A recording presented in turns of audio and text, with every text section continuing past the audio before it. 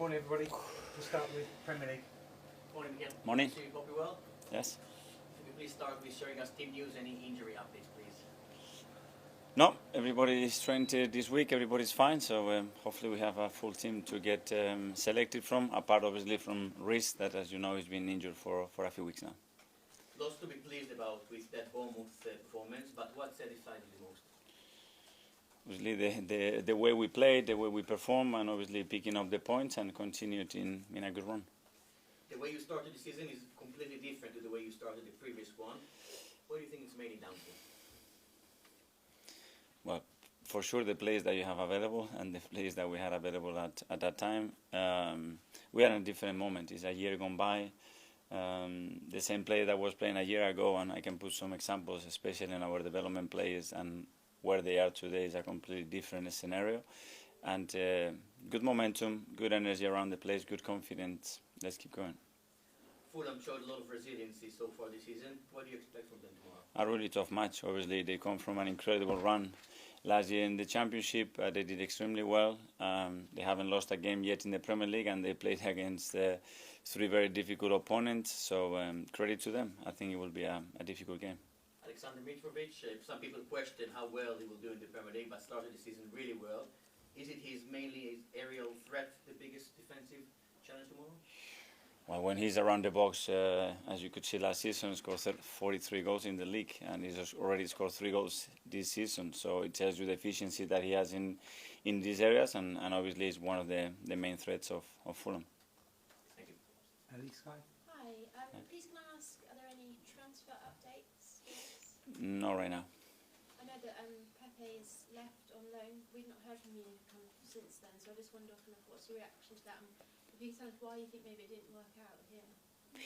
Well, it's been now 3 years since he joined the club, and obviously had some very good moments, some other where he hasn't really contributed that much to the team in terms of minutes, and we have decided for every party that it was the best decision to allow him to go. He needs to play minutes, he needs to play football. He was really adamant to do that, and we decided it was the best thing for everybody to do it.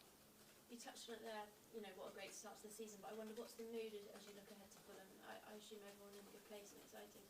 The mood is really good, the energy is really good. The boys trained exceptionally well this week again, and we just have to put another good performance and earn the right to win.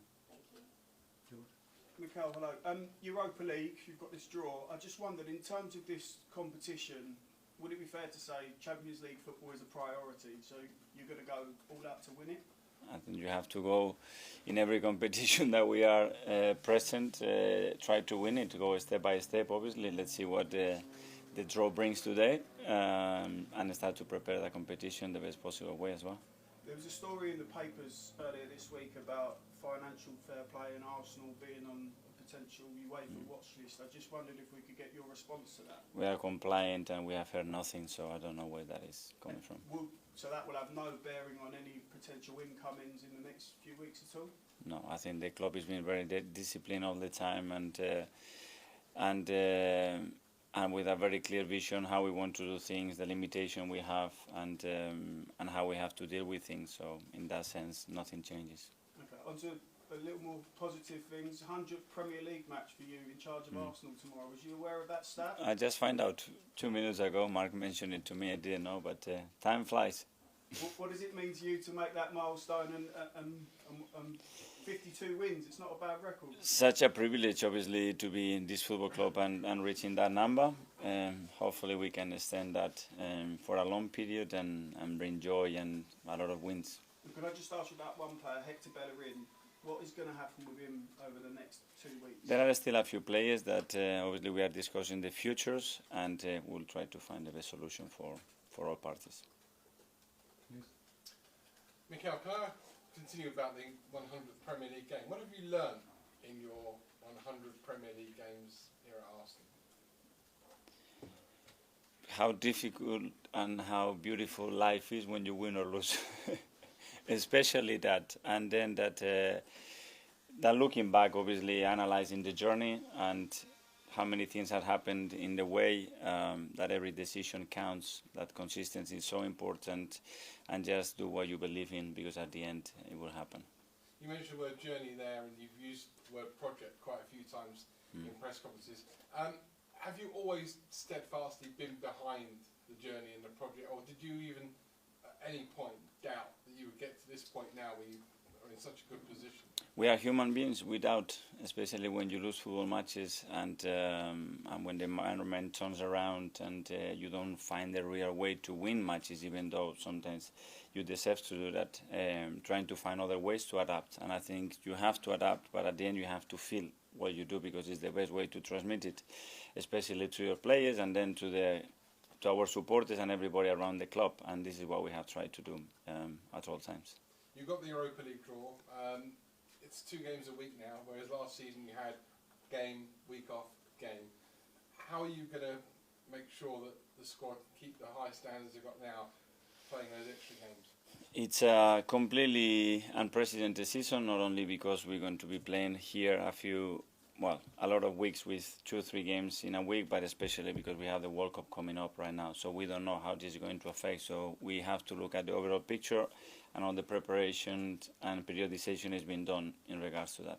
Last one from me, I want to mention a couple of strikers, not Mitrovic. Gabriel Jesus has been absolutely fantastic for you, so if you give me a word on him.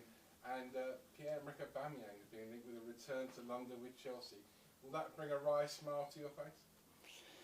Well, with Gabi, obviously, we are exceptionally happy with the way he's settled, with the way he's performing, with what he brought to the club in general as well. And in relation to Oba, obviously, it's his future, and we wish him the best, whatever he decides. Will you look him up and go and have a coffee with him?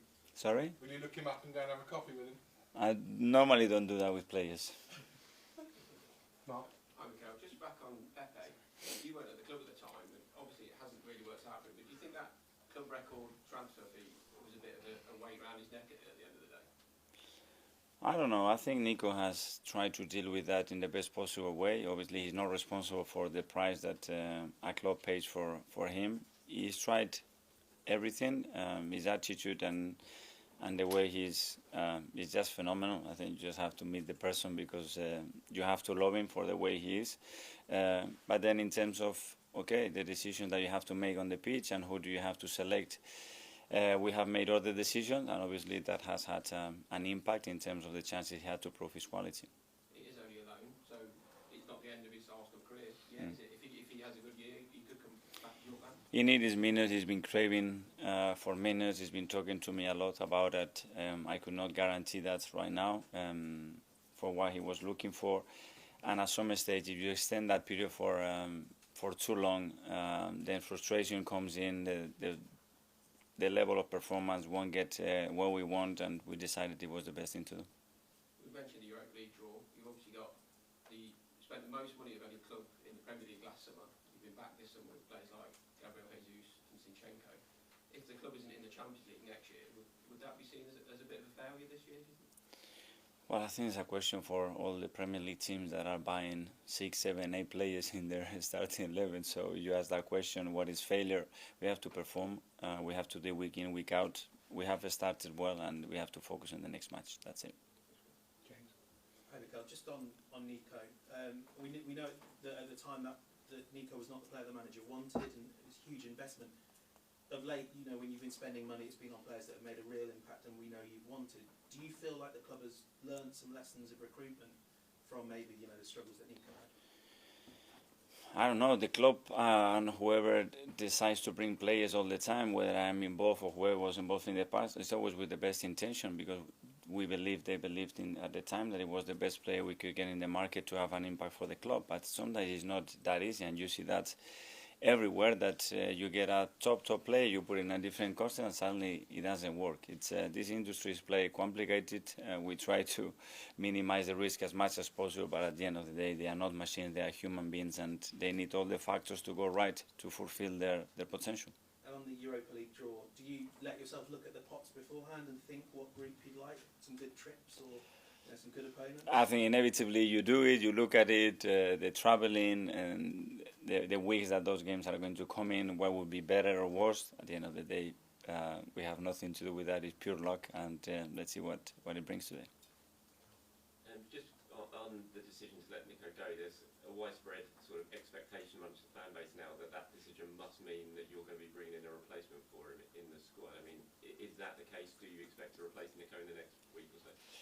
When we can, if we can implement the plan that we have, we will try to do. And in that plan, that was something that it could happen. Now it's a reality, and we've been preparing the last 2 months in order to achieve what we want. Whether that's possible or not, we will see. If you don't manage to implement that plan in the next 6 days, do you look at the squad that you have now and the work you've done in the summer, and are you confident it's strong enough to achieve what you want, certainly until January at the earliest? We've done it in a different ways. At the start of the window, we signed players before getting other players out, and now we've done something different. We have let a player go, and maybe be able to recruit somebody, but it's not a guarantee because the players are still not here. What I guarantee you that the day that window closes, for me, this is the best team in the world, and I will try to get the best out of them. That's it. Just more generally on the transfer market, the expectation is Chelsea will do something late in the window. Manchester United apparently are going to try and sign at least one player. You're talking about maybe signing one yourself. Just generally speaking, is it because you have direct access to the market? What is it like? Is it crazy out there at the moment as it gets to the final of the week? Well, when you look at the players that they are coming, the amount of money is spent, the level that already the squad had, and what they are adding, is something that I haven't experienced in this league.